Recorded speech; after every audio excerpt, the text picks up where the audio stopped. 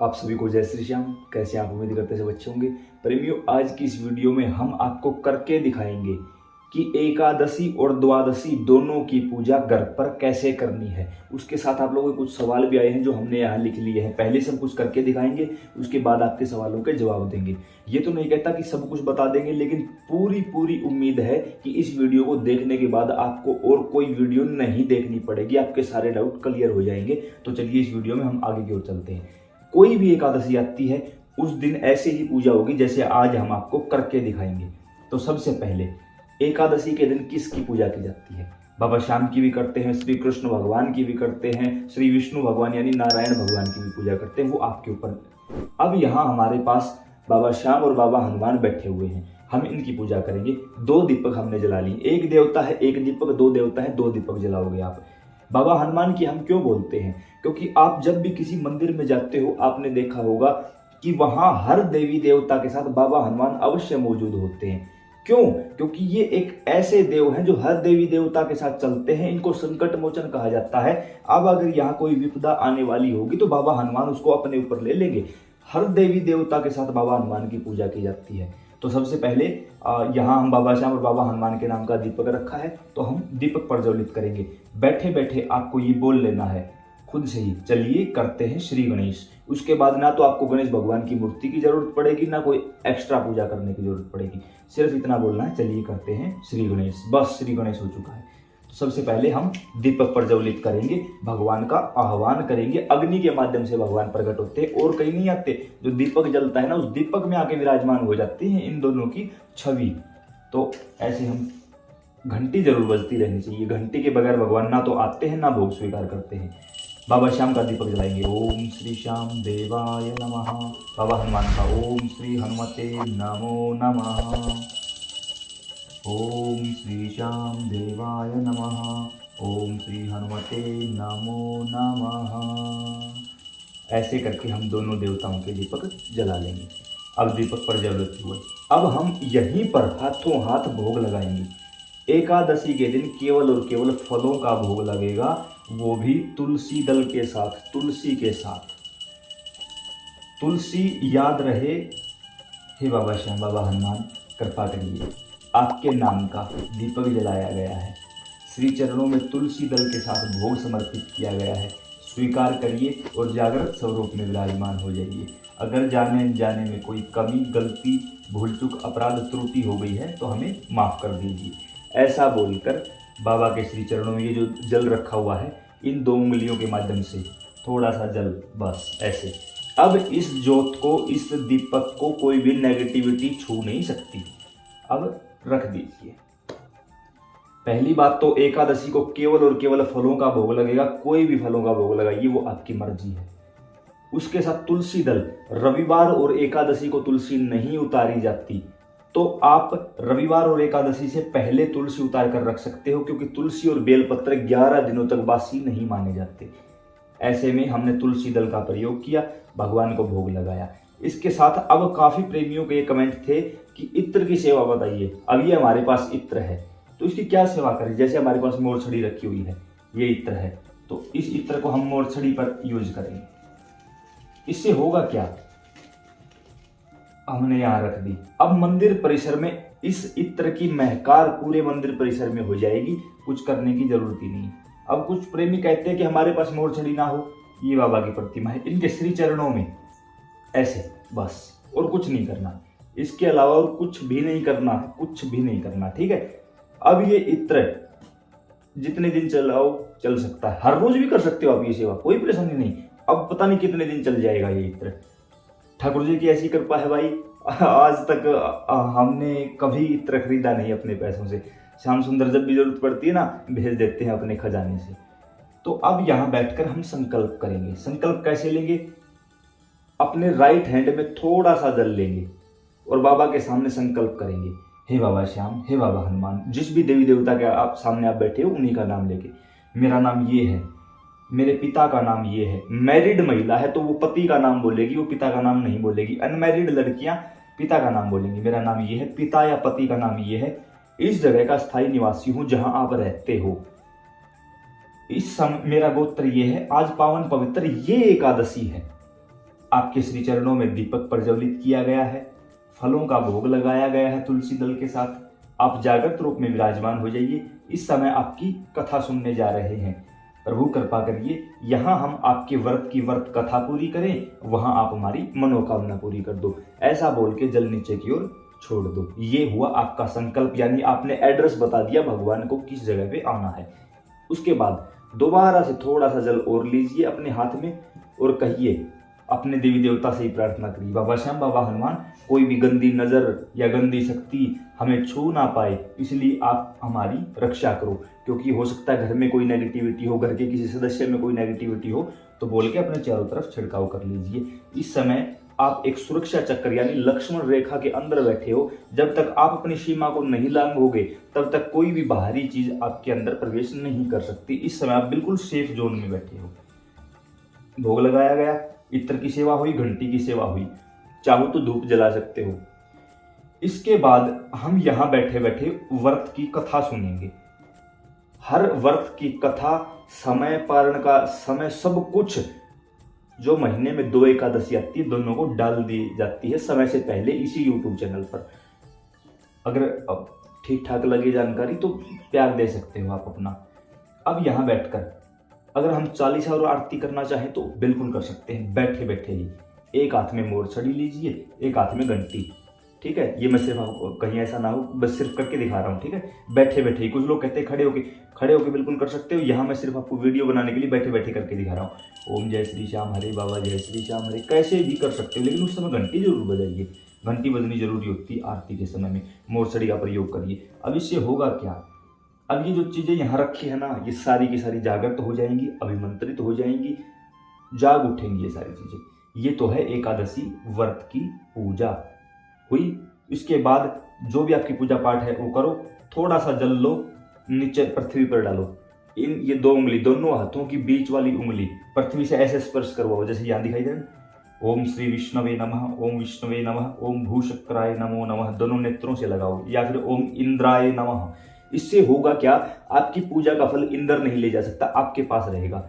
इस समय आपको अपने कपड़ों का ध्यान ये रखना है कि बिल्कुल साफ स्वच्छ कपड़े पहनकर आप पूजा पर बैठे। नीचे आसन जरूर लगाएं, हो सके तो सर पे भी कपड़ा रख लीजिए, क्योंकि जो नए नए साधक है उनकी ऊर्जा यहाँ चोटी जहाँ होती है ब्रह्मरंध्र के माध्यम से बाहर निकलती रहती है, तो आप कपड़ा रख सकते हो। जो पुराने साधक है उनको रखने की जरूरत नहीं। दीपक नहीं है तो आप कपूर जला सकते हो, कपूर जलाकर भी आप अपनी पूजा पाठ कर सकते हो। उठने से पहले आपको आसन को प्रणाम करना है, इंद्र का नाम लेना है, ओम श्री इंद्राय नमः। इससे आपकी पूजा चोरी नहीं होगी, इंद्र आपकी पूजा का फल नहीं ले जा सकता, आप पूर्णतया सिक्योर हो। जैसे ही आप उठ के बाहर जाओगे, जो आपने लोक लगाया था वो अपने आप टूट जाएगा, उसका आपको कुछ भी करने की आवश्यकता नहीं है। दीपक जब तक चले चलने दो, बस, ज्यादा कुछ नहीं। अखंड ज्योति के रूप में चलाना चाहो तो समय समय पे घी की व्यवस्था देख लेना आप, जैसे भी आपको ठीक लगे। इस दौरान हमें दिन में आप फलाहार कर सकते हो। कुछ प्रेमियों ने कहा कि हम बीमार चलते हैं, डॉक्टरी दवाइयाँ चलते हैं, तो आप दिन में 2-3 बार फलाहार करके दवाइयाँ ले सकते हो। भगवान को भी पता है शरीर अस्वस्थ है, तो आप सेवा कर सकते हो, कोई परेशानी नहीं होगी। शाम को सूर्यास्त के समय ऐसे ही एक बार फिर से आप दीपक जलाकर पूजा करो। उस समय भोग लगाने की या कुछ और करने की जरूरत नहीं है, सिर्फ आप दीपक लगाकर पूजा कर सकते हो। अब रात्रि को हो सके तो रात्रि जागरण करो। कहीं बाहर नहीं जा सकते तो घर पर बैठकर ताली संकीर्तन करो, बाबा को रिझाओ, मनाओ। फिर लगे कि हाँ अब कुछ नहीं है, सो जाते हैं, सो जाओ, कोई बात नहीं, सो जाओ। वैसे सोना तो नहीं चाहिए, लेकिन कोई बात नहीं, कहाँ क्या कर सकते हैं, कहाँ जा सकते हैं।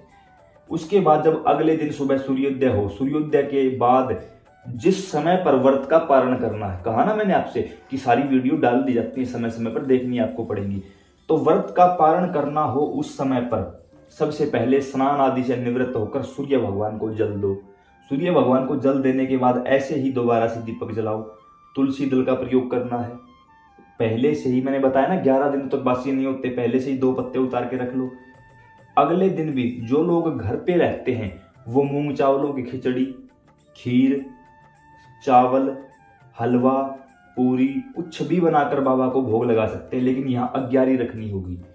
अग्यारी के ऊपर भोग लगाओगे, भगवान भोग स्वीकार कर लेंगे, आपके व्रत का पारण माना जाएगा।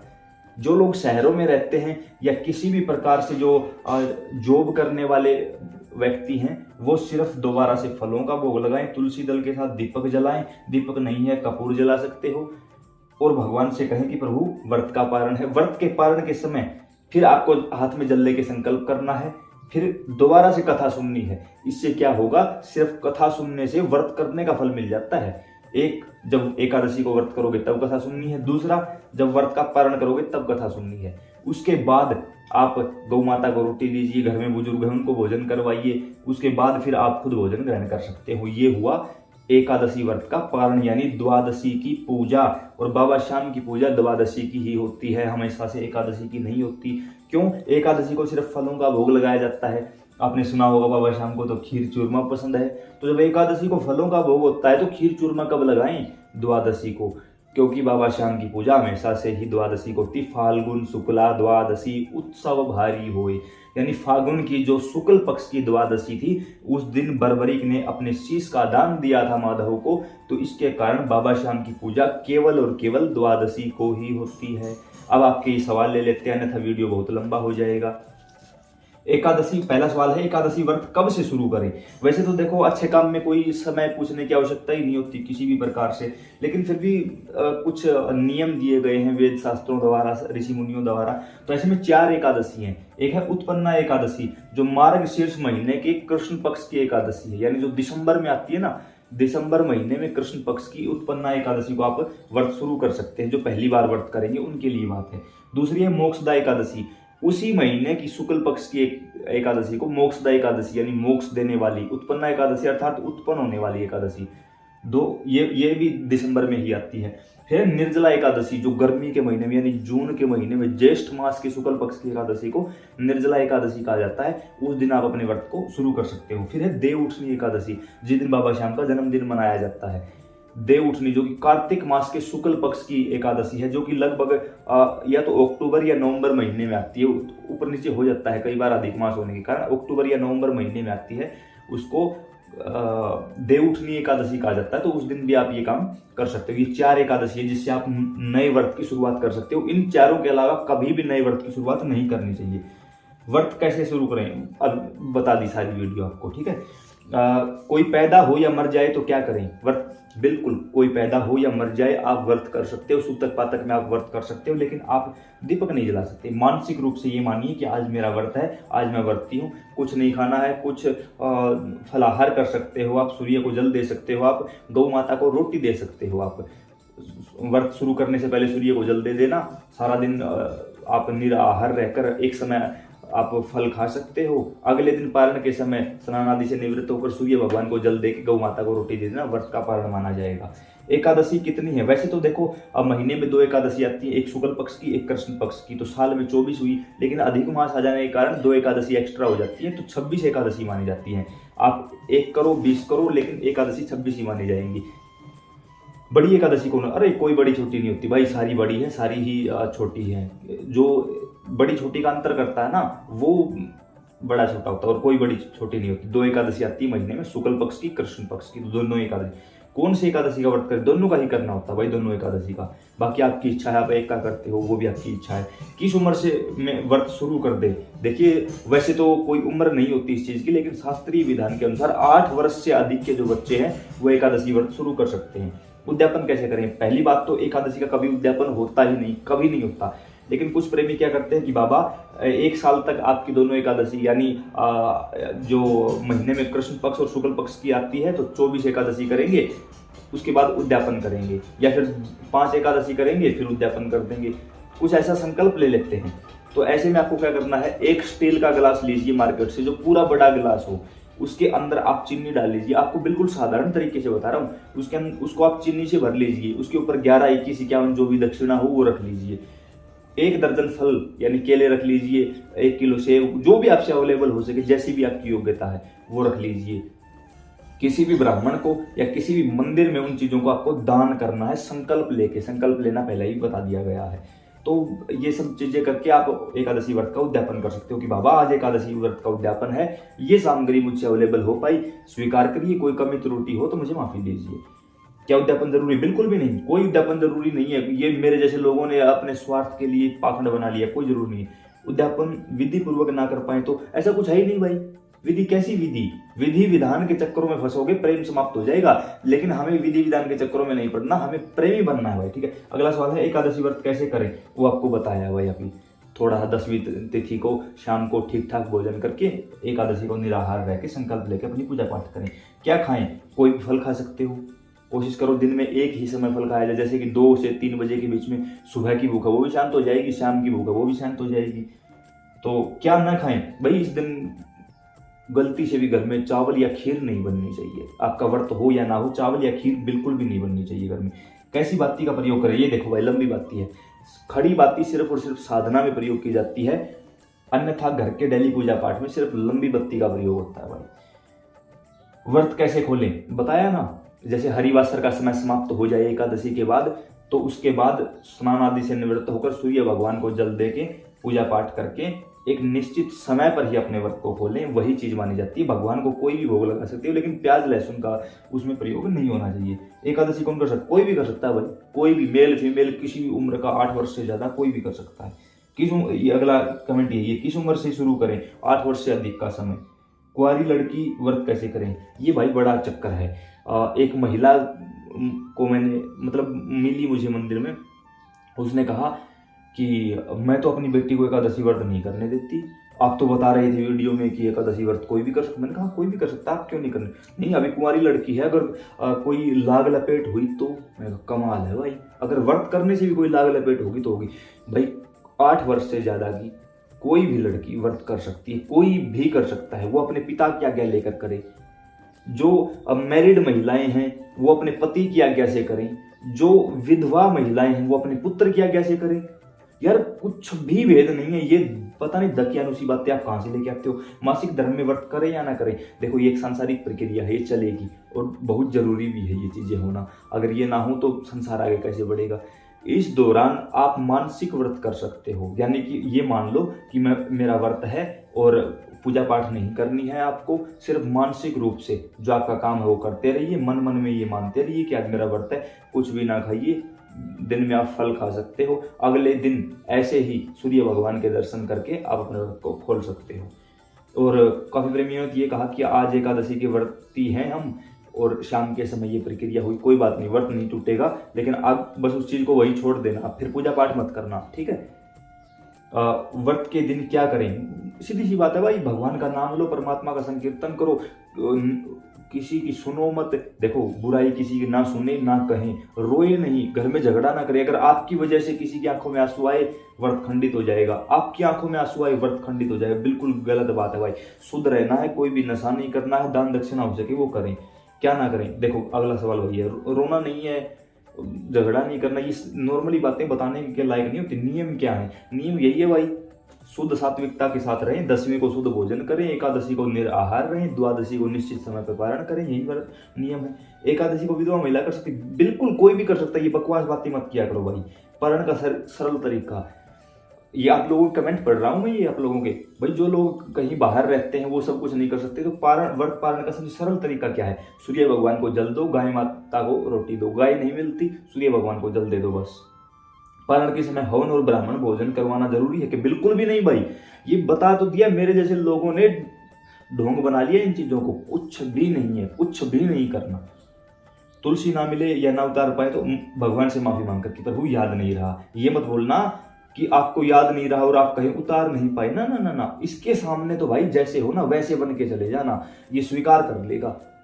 रावण हो तो रावण बन के चले जाना, राम हो तो राम बन के चले जाना, जैसे जाओगे ना ये वैसे ही स्वीकार कर लेगा। दिखावा इसको पता नहीं है, पसंद नहीं है।